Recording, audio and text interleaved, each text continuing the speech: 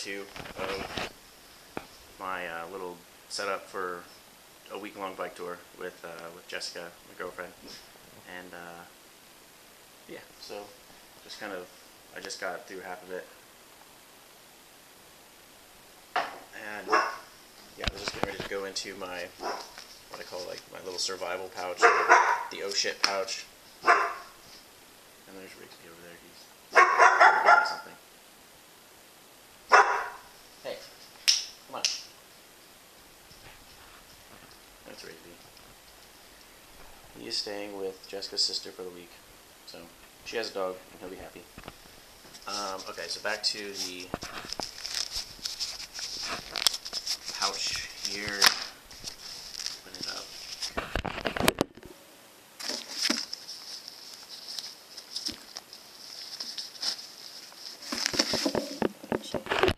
Honestly, I packed this up, and I don't even remember exactly everything that's in here, but I know it's thought out, just forgotten. Little survival pouch. I'll kind of show a little bit what's in there, but I have that held on with just some hair ties, because you can use those for some things. And Jessica had them upstairs for tying out the tarp. You can make it more springy by tying those into the rope, and it won't tear as easily. So you can do stuff like that, and using just old things. Patch kit, but it's not only a patch kit, but I also put in extra screws and hardware for our racks and everything in there. Just little things that I need, not necessarily need, but that might come in handy if anything breaks, or if I lose like a spoke magnet from my computer to see how far we're going and all that.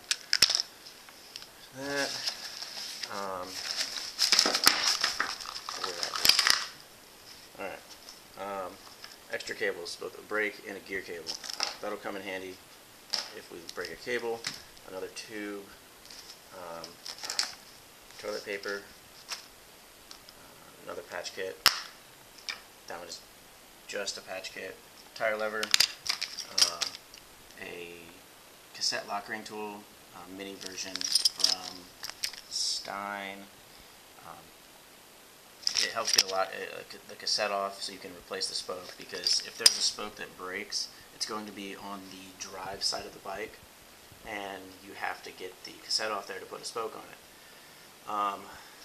It's great that the Lone Haul Trucker comes with spokes on the chainstay, but it's not very practical unless you have something to get the cassette off.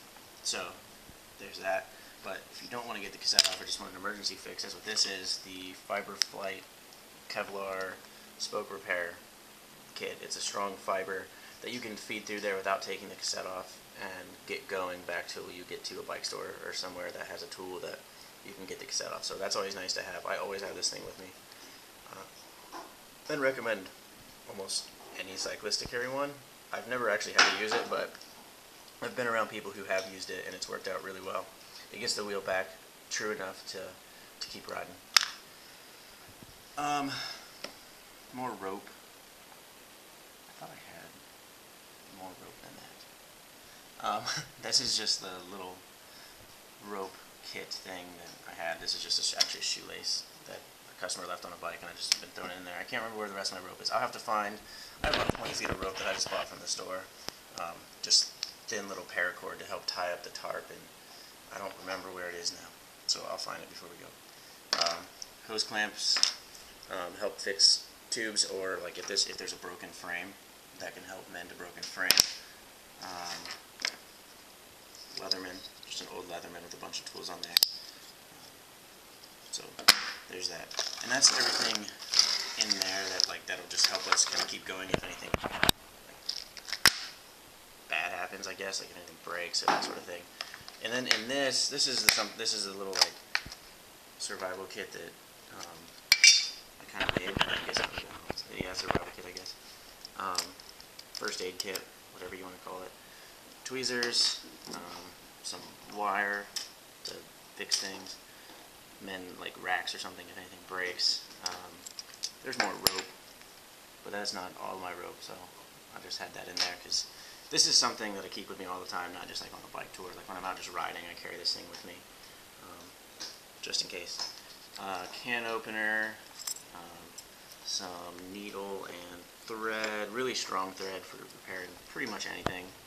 I don't know what it is. I basically went into the sewing store and asked them for their strongest thread, and that's what they got me. And I can't break it with my hands. I have to cut it. It's that strong. Safety pins. This little fire starter hemp stuff that's wrapped in, not wrapped, but coated in beeswax. It burns kind of. It's like a wick. It's like a wick, like a candle, and you can just help start fires and that sort of thing. There's zip ties in there. There's moleskin. There's a Band-Aid, and there's some gauze and some fabric repair stuff. So that's all that's in there. And then this thing, of course, I think I mentioned that. Magnesium on one side, you can get a little pile of fire starter with your knife, strike a flint to it. It's kind of hard to get started, but I tried it the other day. You can use this and just like shoot a spark onto the little cotton swabs. It works really well. It starts really quick and they burn for like 3 to 5 minutes each. So there's that. That's a little pouch that we're carrying there. So there's that. Kind of quickly going through a lot of some of the other stuff. Back up, I guess kind of the same idea. Buck survival knife. Not a knife that I really like went out and chose and researched or anything, but a friend had it and he sold it to me for like $10, and I've been happy with it. It fits nicely in your hand. I've chopped firewood. I don't know, a little bit of everything with it, and it helps me sleep better at night with that in my tent with me. So there's that. Really strong knife. You can use it for a lot of things. It's a little heavy, but I'm doing these like camping trips where we're gonna chop firewood and just be outside for a while. I use that all the time. I don't question taking it with me. Clothing wise, a little bit. Toe covers. Like I said, it's gonna be about 50 to 60 degrees. I'll probably just put those on and leave them on the whole trip. This helps with the wind a little bit and makes it a little warmer. Knee warmers. So I don't do full leg warmers. Knee warmers are more comfortable. And my ankles don't really get cold, so I'll use that. I don't do tights, and I don't do rain pants when I'm riding. They're just too warm. So with knee warmers and my regular shorts, I stay warm enough always, especially down to 50 degrees. I usually go down to about 40, 45 degrees before I do anything with tights, or rain pants are like 20. Balaclava. This is mostly just to help sleep at night. I don't have to wrap up as tightly in my sleeping bag, so I can wear this and keep my head warm, and it's more comfortable. So that's what that's for. Just a hat.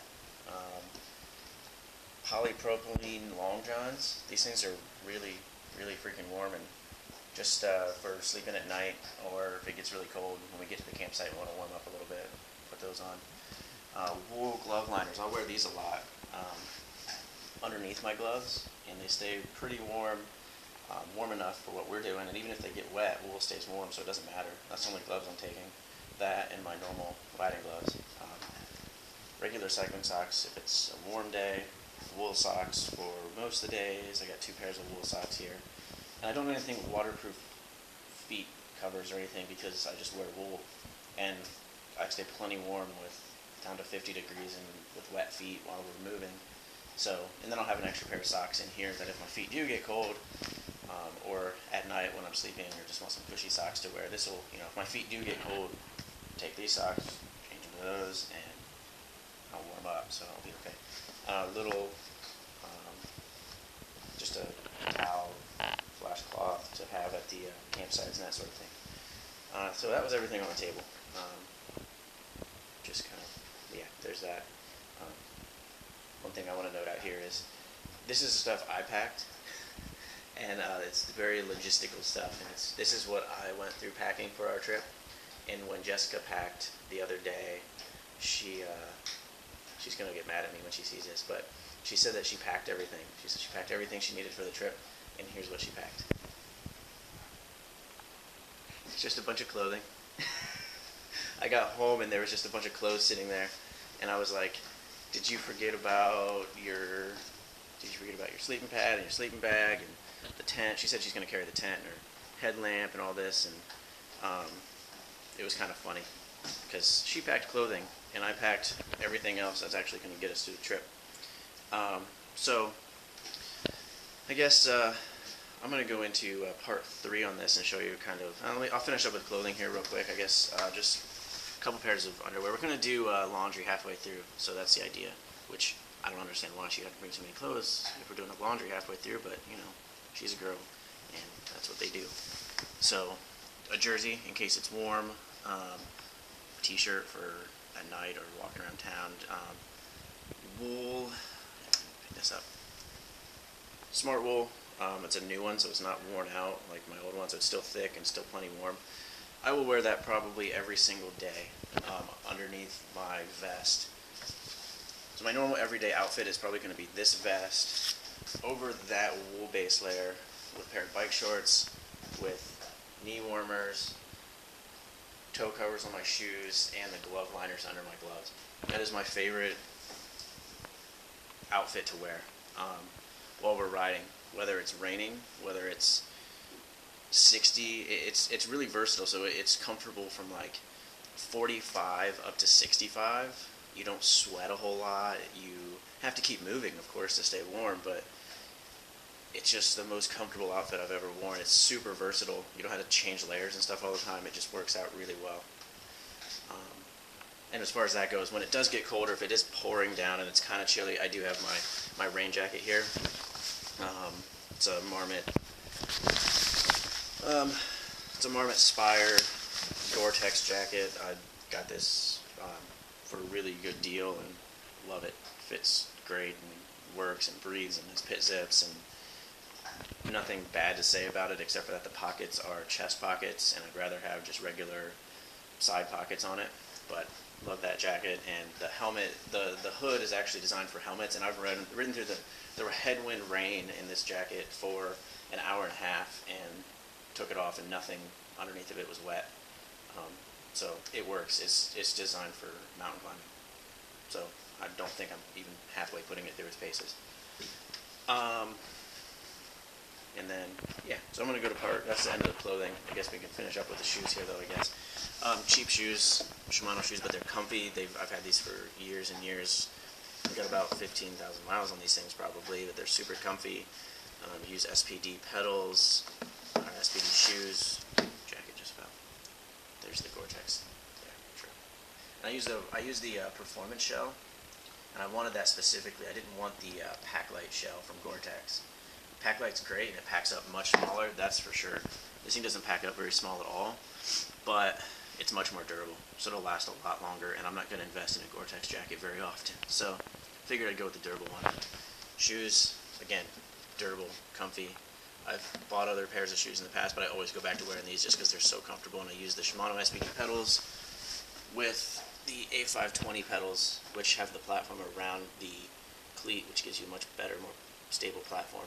Easy to get into and lightweight. Not that that's a big deal, but every little bit counts.